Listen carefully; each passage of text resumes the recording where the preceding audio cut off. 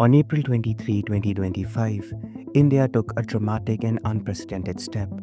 It placed the Indus Waters Treaty, a 63-year-old water sharing agreement with Pakistan, in abeyance.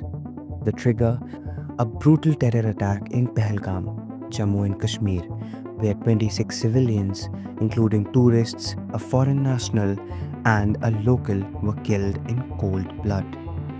Among several other diplomatic decisions taken that day, the Indian government declared the treaty would remain suspended until Islamabad credibly and irrevocably stopped supporting cross border terrorism. But what exactly is the Indus Waters Treaty? Why is it so important? And what does India's latest move mean for the future of this fragile region? Signed in 1960 by then Prime Minister Jawaharlal Nehru and Pakistan's President General Ayub Khan, with the World Bank as a third party guarantor, the Indus Waters Treaty is one of the world's most successful and durable water sharing pacts. It divides the waters of the Indus River system, comprising of 6 rivers, between the two countries. While India got control over the 3 eastern rivers, Ravi, Beas, and Satluj, Pakistan got rights to the 3 western rivers, Indus, Jhelum, and Chenab. However, India retained limited rights over the western rivers as well, including for agricultural use, domestic consumption, and generating hydroelectric power within certain restrictions.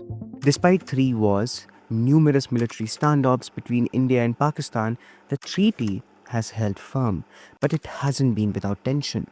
Over the years, Pakistan has objected repeatedly to Indian infrastructure projects on the western rivers, most notably the Kishenganga and Ratle hydropower projects.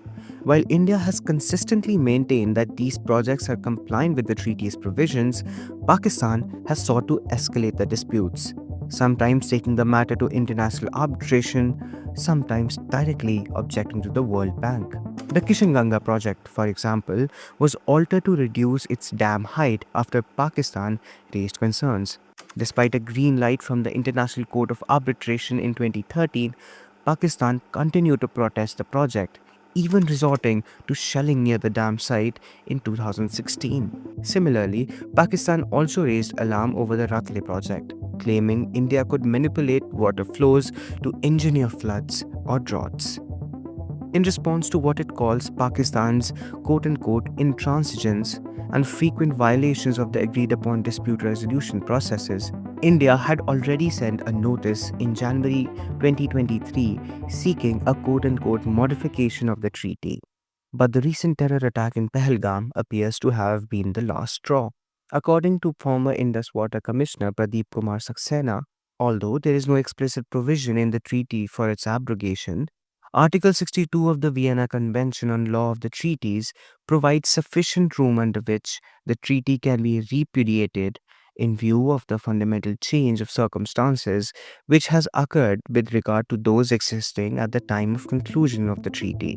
So, what does holding the treaty in abeyance really mean? It means that India is no longer bound by the treaty's restrictions.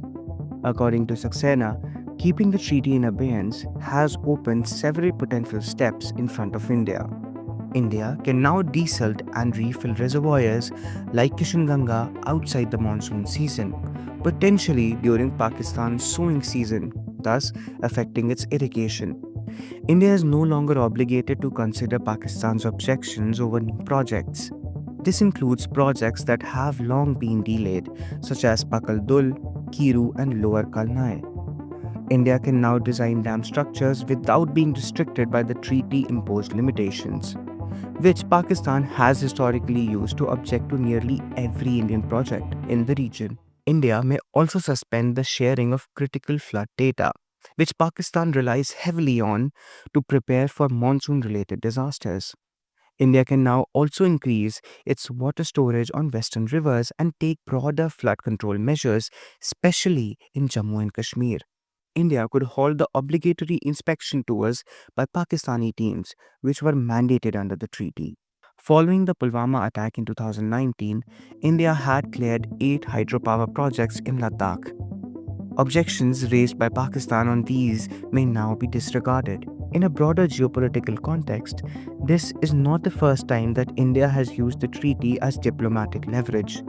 After 2016 Uri attack and again following the 2019 Pulwama attacks, India hinted at cutting off Pakistan's water supply, with Prime Minister Narendra Modi famously saying, quote, "Blood and water cannot flow together," end quote.